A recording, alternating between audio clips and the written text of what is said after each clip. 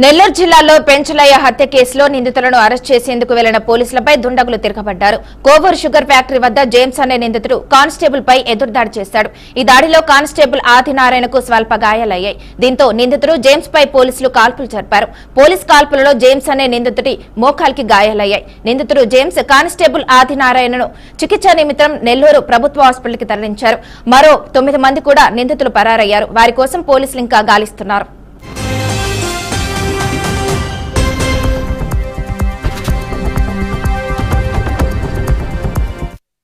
గ్రామంలో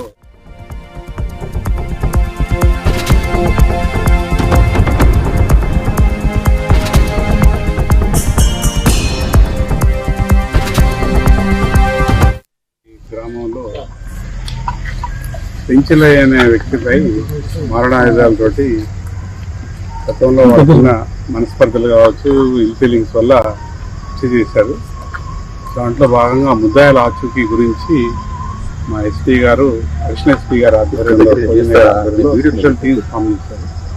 ఆ టీమ్స్లో భాగంగా రూరల్ ఇన్స్పెక్టర్ వేణు గారు నిన్న సాయంత్రం ఈ ఏరియాలో కార్డన్ సెర్చ్ నైట్ చేస్తూ ఉన్న క్రమంలో తెల్లారుజామున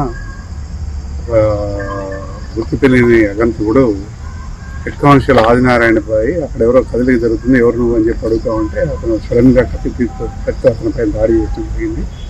ఆ క్రమంలో ఆయన ఎడమ షోల్డర్ పైన గాయం జరిగింది. అలానే చేతిలో కనబడితే అరిచేతి మీద కూడా గాయం ఉంది. దగ్గరలోని ఇన్స్పెక్టర్ ఆయన రెస్క్యూలోకి వెళ్ళి వెంబడే గాల్లో ఒక రౌండ్ కాల్పులు జరిపి ఆత్మరక్షణ నిమిత్తం అతన్ని ప్రివెంట్ చేయడానికి ప్రయత్నం చేస్తే మళ్ళీ కత్తితో పైకి వస్తున్నాడని చెప్పి కాలు మీద కాల్పులు జరిపారు. దాంట్లో భాగంగా ఆయన గాయపడ్డాడు. తర్వాత ఎవరో ఆ వ్యక్తి అని చెప్పి పరిశీలిస్తే నిన్న జరిగిన హత్యాయత్నం కేసులో జేమ్స్గా గుర్తించారు. అప్పుడే గాయపడిన జేమ్స్ని అలానే ఆదినారాయణ గారిని మా నెల్లూరు గవర్నమెంట్ హాస్పిటల్లో చికిత్స నిమిత్తం తీసుకున్నారు. ఇద్దరికి వైద్యులు చికిత్స చేసిన తర్వాత ఇద్దరు బాగానే ఉన్నారు, ఇబ్బంది లేదు. అయితే ఈ ప్రత్యేక బృందాలు ఎవరైతే ఉన్నారో బయట నుంచి మా